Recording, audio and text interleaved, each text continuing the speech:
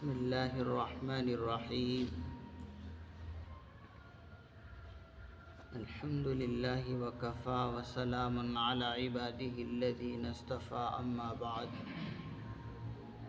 فإن خیر الحدیث کتاب اللہ وخیر الہدی ہدی محمد صلی اللہ علیہ وسلم وشر الامور محدثاتها وكل محدثة بدعة وكل بدعة ضلالة وكل ضلالة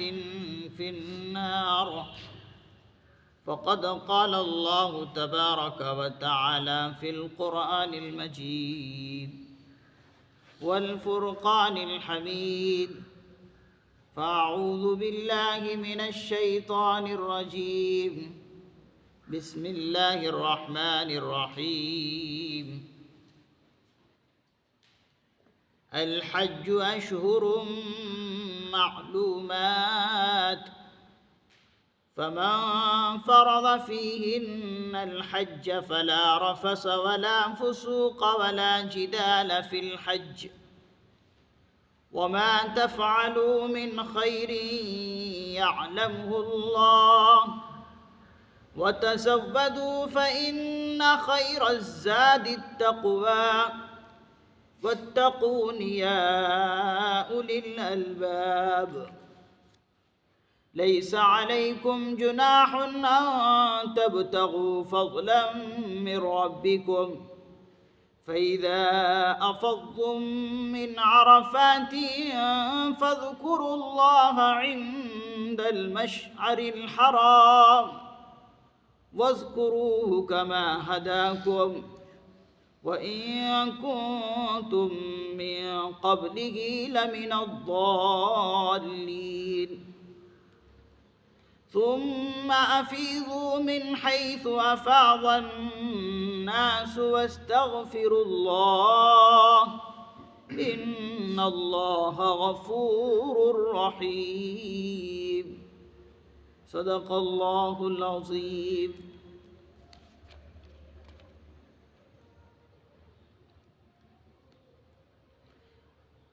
الحج اشہر معلومات فمن فرض فيهن الحج فلا رفث ولا فسوق ولا جدال في الحج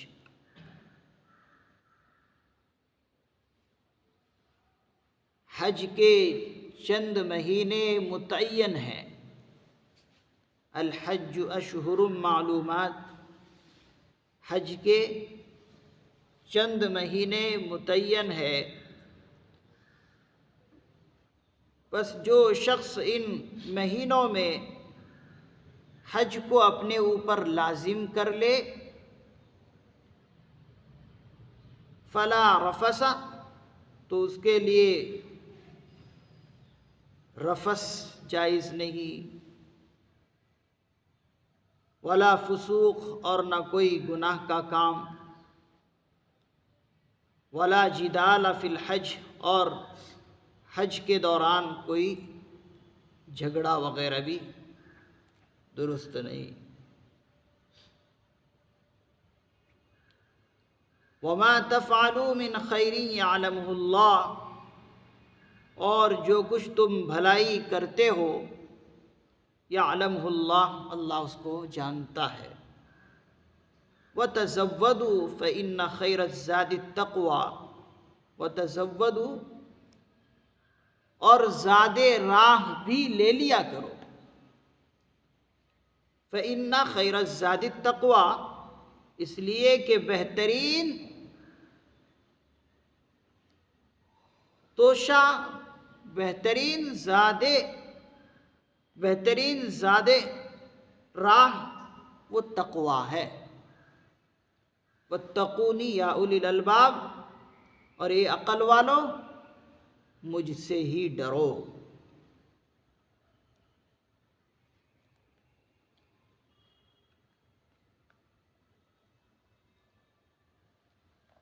اللہ رب العزت اس آیت مبارکہ میں ارشاد فرماتے ہیں کہ دیکھو حج کے مہینے متعین ہیں، اشہر حج جو ہے وہ چند مہینے ہیں، حج کرنے کے مہینے متعین ہے، شوال، ذی قعدہ، ذی الحجہ کے 10 روز، شوال، ذی قعدہ، ذی الحجہ کے 10 روز، یہ مہینے جو ہے حج کے کہلاتے ہیں۔ اگر کوئی انسان ان مہینوں میں احرام باندھ کر نکل جائے حج کے لیے تو جائز ہے، شوال میں ہی کوئی احرام باندھ لے، رمضان کا مہینہ جو ختم ہوتا ہے اس کے بعد شوال المکرم کا مہینہ شروع ہوتا ہے، تو اگر کوئی شوال کے مہینے میں رمضان کے فوراً بعد والا مہینے ہی میں احرام باندھ لے اور نکل جائے درست ہے، ذی قعدہ میں احرام باندھ لے درست ہے۔ یہ مہینے شوال سے کیوں ہیں؟ اس لیے کہ پہلے زمانے میں سواریوں کا انتظام نہیں تھا، دور دراز سے لوگ پیدل چل کر پیادہ پا جاتے تھے، اس لیے اللہ نے سہولت عطا کی کہ شوال کے مہینے سے ہی کوئی اگر احرام باندھ کر نکل کر جانا چاہے جا سکتے ہیں، تو یہ اشہر حج کہلاتے ہیں، حج کے مہینے کہلاتے ہیں۔ اگر ان مہینوں میں کوئی اپنے اوپر حج کو لازم کر لے، یعنی احرام باندھ لے حج کی نیت سے، ان مہینوں میں اگر کوئی احرام باندھ لے حج کی نیت سے اور نکل پڑے، اب ان کے لیے احرام کھولنا جائز بھی نہیں اور یہ کام بھی کرنا درست نہیں۔ فلا رفث، بیہودہ بات بھی درست نہیں۔ ایسے تو رفث کا جو معنی آتا ہے مباشرت کرنے کے معنی آتا ہے، اپنی بیوی سے جماع کرنے کے معنی آتے ہیں اس کے رفث کے، لیکن حضرات مفسرین اذہان فرماتے ہیں کہ اس لفظ کے بہت سارے معنی ہیں۔ اپنی بیوی سے وہ گفتگو کرنا احرام کی حالت میں جو جماع سے پہلے انسان کرتا ہے، ہم بستری کرنے سے پہلے جو انسان گفتگو اپنی بیوی سے کرتا ہے وہ بھی گفتگو درست نہیں ہے احرام کی حالت میں، بوس و کنار بھی درست نہیں ہے، اسی طریقے سے اشارہ اور کنایتاً بھی بات کرنا وہ سب درست نہیں ہے۔ تو یہ تمام کے تمام معنی رفث کے اندر آتے ہیں، تو یہ درست نہیں۔ ولا فسوق، اور کوئی گناہ بھی کرنا جائز نہیں ہے، گناہ تو ایسے بھی کرنا جائز نہیں، لیکن ان حالتوں میں رہتے ہوئے احرام کی حالت میں گناہ کرنا بہت بڑا گناہ ہے۔ تو ہر قسم کے گناہ اس کے اندر شامل ہے، گالم گلوچ کرنا یا کچھ اور گناہ کرنا، یہ تمام کے تمام چیزوں سے بچنا ضروری ہے۔ ولا جدال فی الحج، اور حج کے دوران کوئی جھگڑا بھی نہیں کرنا ہے۔ کیوں؟ اس لیے کہ موقع حج کے موقع پر جو ہے ہو جاتا ہے، تو اس سے اپنے آپ کو بچانا ہے، کیونکہ پوری دنیا کے لوگ وہاں پر ملتے ہیں اور ہر لوگوں کی عادت الگ الگ ہوتی ہے،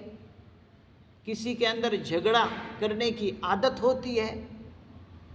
نئی بھی بات ہو جھگڑا کرنے کی اس میں بھی جھگڑنے کی کوشش کرتے ہیں، اور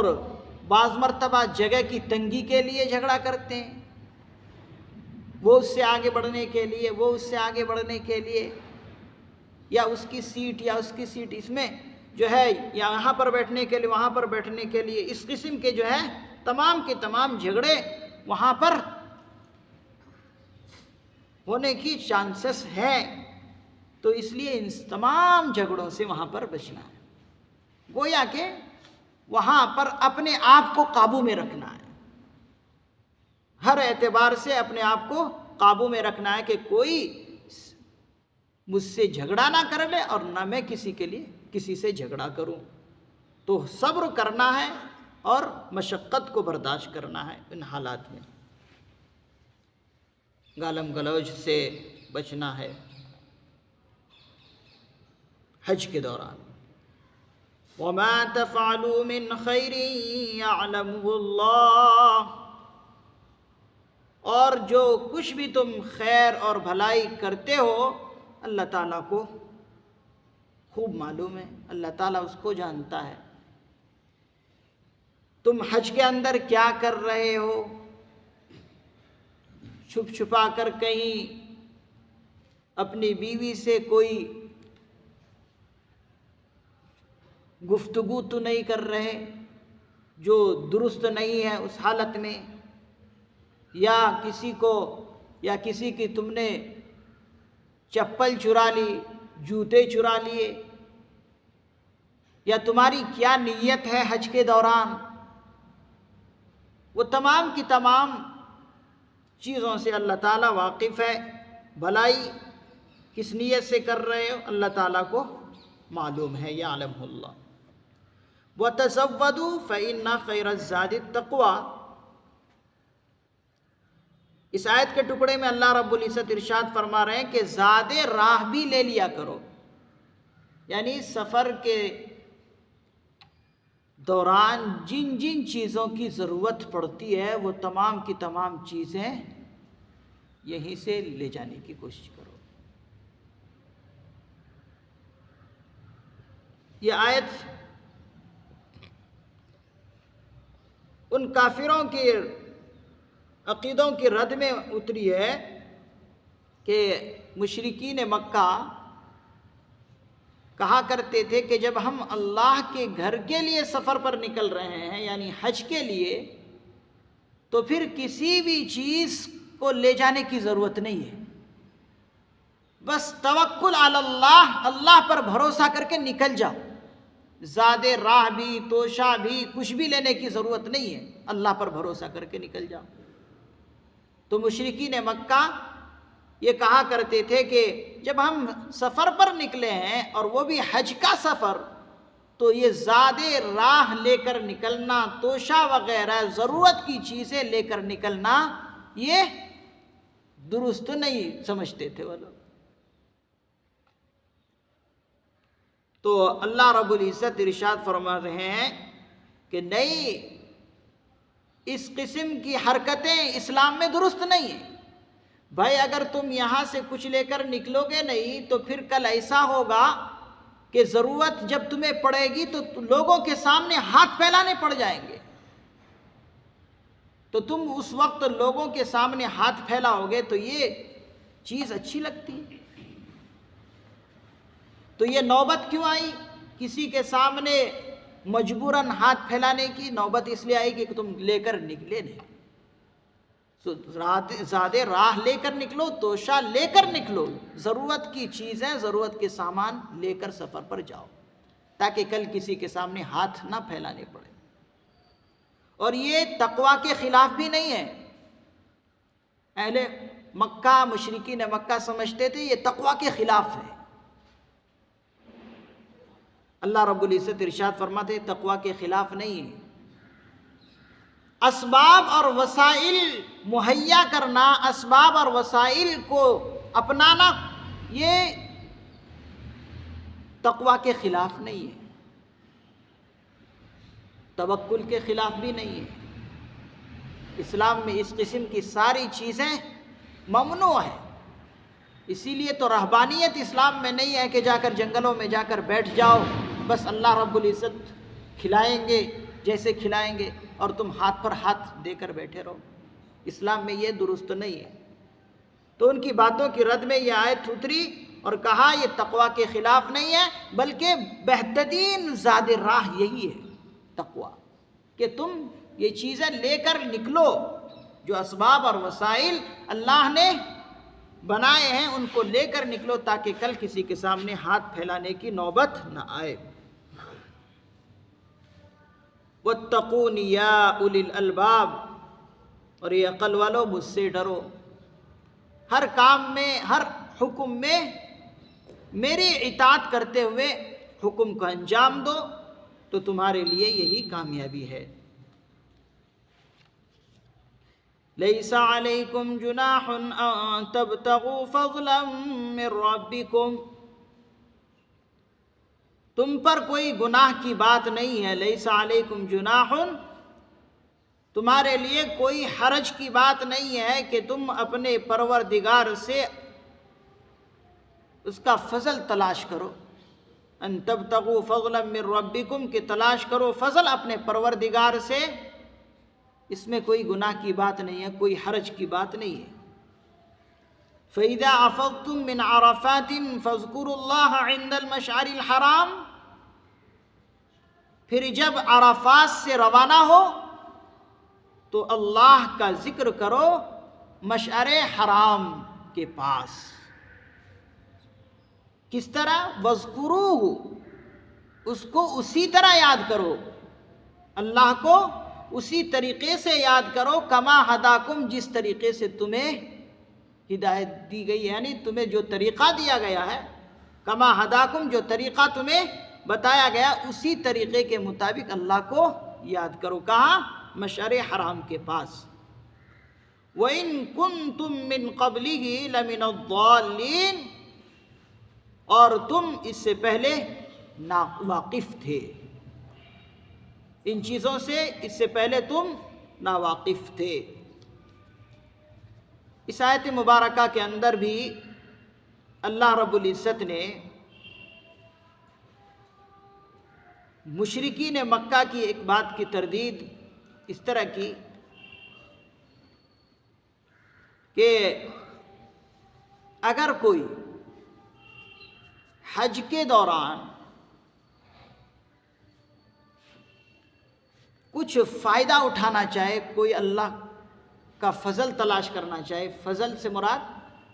یعنی روزی یا روٹی، رزق وغیرہ، کوئی اگر حج کے دوران تلاش کرنا چاہے، کچھ آمدنی کرنا چاہے، تو یہ گناہ کی بات نہیں ہے۔ مشرکین مکہ کیا کرتے تھے اس سے پہلے؟ حج کے دوران بہت ساری جگہوں پر جو ہے منڈیاں لگا لیا کرتے تھے تجارت کرنے کے لیے، بزنس کرنے کے لیے۔ تو تجارت ان کا مقصد ہوتا تھا، تجارت کرنا۔ ایسے موقع پر وہ بھی ایسے مقدس جگہوں میں منڈیاں لگا لگا کر لوگوں سے منافع حاصل کیا کرتے تھے، وہ تو درست نہیں ہے۔ لیکن بعض صحابہ کرام رضی اللہ عنہم نے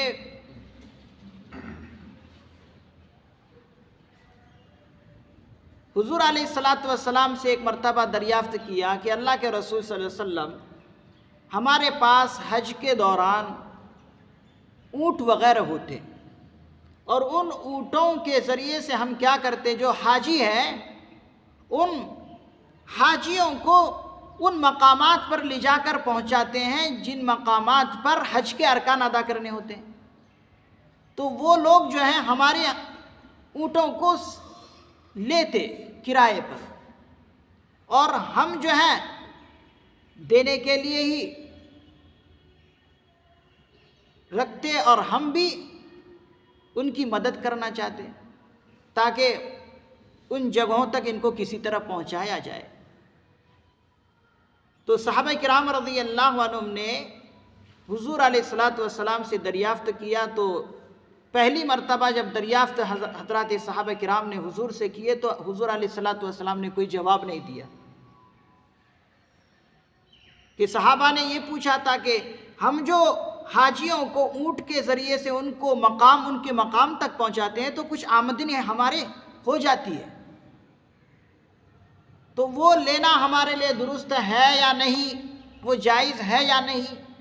تو حضور علیہ الصلوۃ والسلام پہلی مرتبہ خاموش رہے، کوئی جواب نہیں دیا، اس لیے کہ اس وقت تک کوئی حکم اس کے بارے میں نازل نہیں ہوا۔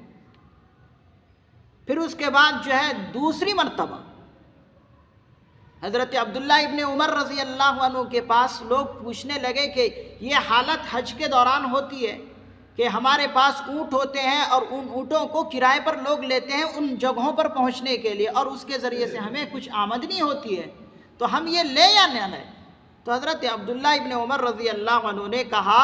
کہ یہی مسئلہ حضور کے پاس بھی پیش آیا تھا، تو حضور نے اس وقت یہ آیت پڑھ کر،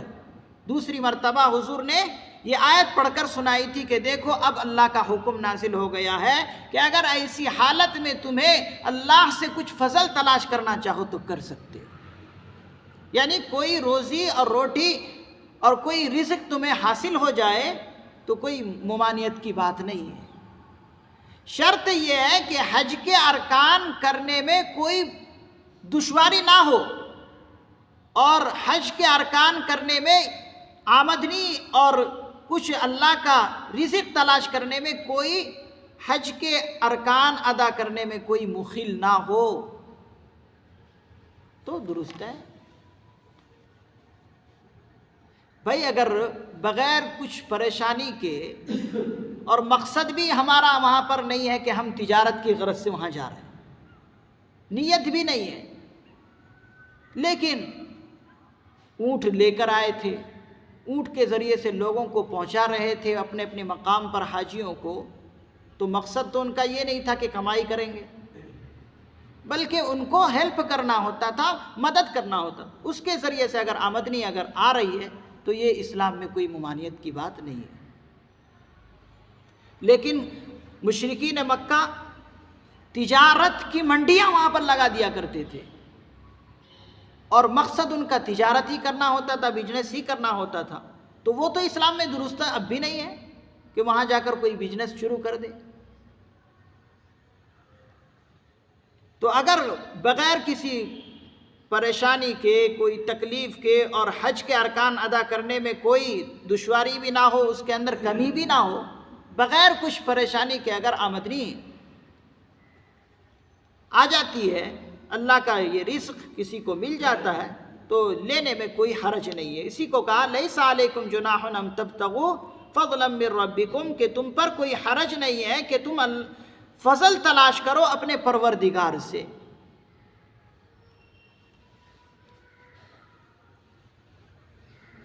شرط یہ ہے کہ حج کے ارکان ادا کرنے میں کوئی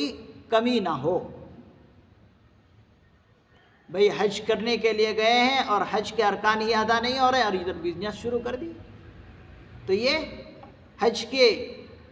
ارکان ادا کرنے میں یہ کمی ہو جائے گی، اس لیے کہ بزنس میں لگنے کے بعد انسان حج کیسے کرے گا درست طریقے سے، تو یہ نہیں ہونا چاہیے۔ فَإِذَا أَفَضْتُم مِّنْ عَرَفَاتٍ فَاذْكُرُوا اللَّهَ، اب یہاں پر اللہ رب العزت ایک اور دوسری بات یہ بتاتے ہیں کہ جب تم عرفات سے واپس لوٹو تو اللہ کا ذکر کرو، کہاں پر؟ مشعر حرام کے پاس، یعنی 9 ذی الحجہ میں عرفات کے اندر وقوف کرنا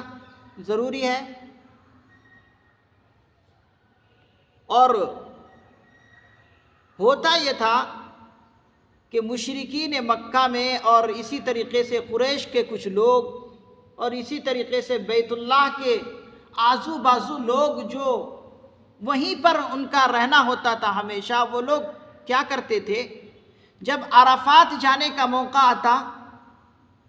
وقوف عرفہ کا موقع آتا، وہاں جا کر ٹھہرنا ہوتا ہے، 9 ذی الحجہ کو وقوف کرنا پڑتا، پھر اس کے بعد وہاں عرفہ کرنے کے بعد، وہاں ٹھہرنے کے بعد شام کے وقت جو ہے وہاں سے نکل کر پھر کہاں آنا پڑتا؟ مزدلفہ میں، اور مزدلفہ میں آ کر مغرب اور عشاء دونوں نمازوں کو ایک ساتھ پڑھنا پڑتا ہے۔ مغرب کی نماز مؤخر کر کے، تاخیر کر کے عشاء کی نماز کے ساتھ ملا کر پڑھنا ہوتا۔ کہاں؟ عرفات سے واپس لوٹ کر مزدلفہ میں، اور مشعر حرام کہاں ہے؟ مزدلفہ ہی میں ہے۔ تو وہاں پر جو ہے، وہاں پر عرفات سے لوٹ کر یہاں پر اللہ کا ذکر کرنا ہوتا ہے، یہاں پر بھی رات گزارنی پڑتی ہے مشعر حرام کے پاس۔ تو یہ مشرکین مکہ اور قریش کے کچھ لوگ اور اس کے آزو بازو ارد گرد جو لوگ رہتے تھے ان کو خمس کہا جاتا۔ تو یہ لوگ کیا کہا کرتے، کیا بہانہ بناتے کہ بھائی ہم تو وہاں جائیں گے نہیں عرفات میں۔ کیوں؟ اس لیے کہ ہم لوگ بیت اللہ کے مجاور ہیں، بیت اللہ کے محافظ ہیں، ہم بیت اللہ کی حفاظت کرتے ہیں، ہم مجاور ہیں،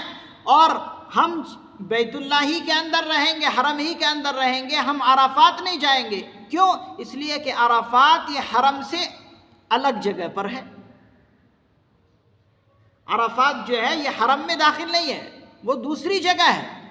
تو وہاں ہم نہیں جائیں گے، ہم حرم ہی کے اندر رہیں گے۔ تو یہ لوگ کیا کرتے؟ عرفات نہ جا کر یہیں پر ٹھہرے رہتے۔ اور حکم کیا ہے بھائی؟ عرفات میں جانا ہی جانا ہے، وقوف عرفات ضروری ہے حج کے اندر۔ اگر انسان وقوف عرفہ نہ کرے تو اس کا حج نہیں، چاہے 1 سیکنڈ کے لیے ہو، چاہے کہ 1 منٹ کے لیے ہو، چاہے نیند کی حالت ہی میں ہو، وہاں پر جانا نہیں گئے تو حج ادا نہیں ہوتا، کیونکہ وقوف عرفہ حج کے ارکان میں بہت اہم رکن ہے۔ تو یہ لوگ یہیں پر بیٹھے رہتے۔ تو اللہ رب العزت ارشاد فرما رہے ہیں کہ دیکھو ایسا نہیں کرنا، وہاں عرفات جانا بھی اور وہاں سے واپس لوٹ کر مشعر حرام کے پاس آنا، اور یہاں پر اللہ کا ذکر کرنا، اور ذکر بھی کس طرح کرنا؟ اللہ کو یاد اسی طریقے سے کرنا جو اللہ نے تمہیں طریقہ بتایا۔ یہ نہیں کہ یہ قریش مکہ جو اپنی طرف سے یہ حرکتیں کر رہے، اس طرح نہیں، جو اللہ نے طریقہ بتایا وہاں پر جا کر پھر یہاں پر واپس لوٹنا مزدلفہ میں، اور یہاں پر بھی رات گزارنا۔ وَاذْكُرُوا كَمَا هَدَاكُمْ کا مطلب یہی ہے کہ اللہ کو یاد کرو، کما ہداکم جو طریقہ تمہیں بتایا کہ وہاں پر جا کر عرفات سے لوٹنا ہے۔ وَإِن كُنتُم مِّن قَبْلِهِ لَمِنَ الضَّالِّينَ، اسی کے بارے میں فرما رہے ہیں کہ تم اس سے پہلے ان چیزوں سے ناواقف تھے، اب ہم نے تمہیں سکھایا، اس طریقے سے تم ادا کرو حج کو۔ ثُمَّ أَفِيضُوا مِنْ حَيْثُ أَفَاضَ النَّاسُ وَاسْتَغْفِرُوا اللَّهَ، پھر جہاں سے عام لوگ لوٹ رہے ہیں تم بھی لوٹو۔ ثُمَّ أَفِيضُوا مِنْ حَيْثُ أَفَاضَ النَّاسُ، پھر تم جہاں سے عام لوگ لوٹ رہے ہیں، روانہ ہو رہے، تم بھی وہاں سے لوٹو۔ وَاسْتَغْفِرُوا اللَّهَ، اور اللہ تعالیٰ سے بخشش بھی چاہو، اللہ تعالیٰ سے معافی بھی مانگتے رہو۔ یعنی عام لوگ عرفات سے جس طریقے سے لوٹ رہے ہیں تمہیں بھی لوٹنا ہے، یہ نہیں کہ تم جو ہے ان لوگوں کی طرح یہاں پر جو چند لوگ بیت اللہ کے اپنے آپ کو مجاور کہتے تھے اور محافظ کہتے تھے، بہانہ بنا کر یہیں پر ٹھہر گئے، نکل کر یہیں پر ٹھہر گئے، عرفات نہیں گئے، ایسا نہیں کرنا، بلکہ عام لوگ جہاں سے واپس آ رہے ہیں وہاں سے تمہیں بھی آنا ہے اور اللہ سے معافی بھی مانگتے رہنا۔ وَاسْتَغْفِرُوا اللَّهَ إِنَّ اللَّهَ غَفُورٌ رَحِيمٌ، بے شک اللہ رب العزت بہت بخشنے والے ہیں، بڑے مہربان ہیں۔ اب اس میں تھوڑی بہت اگر کوتاہی ہو جائے تو اللہ سے معافی مانگ لینا، اللہ رب العزت بہت بخشنے والے بھی ہیں، بڑے مہربان ہیں۔ اللہ رب العزت سے دعا ہے اللہ رب العزت ہمیں ان تمام آیات عظیمہ پر صحیح یقین کرنے کی توفیق نصیب فرمائے، اور جو طریقہ اللہ تعالیٰ نے حج کے اندر بتائیں اسی طریقوں کو اپناتے ہوئے حج جیسے اہم رکنوں کو اللہ تعالیٰ ہمیں آسانی کے ساتھ کرنے کی توفیق مرحمت فرمائے۔